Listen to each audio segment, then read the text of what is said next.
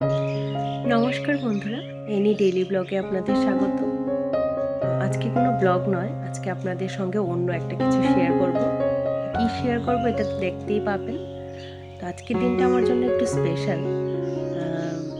2022-এর 3 তারিখ আমার মেহেন্দি ছিল আজকের দিনে, এই জন্য আমার জন্য একটু স্পেশাল।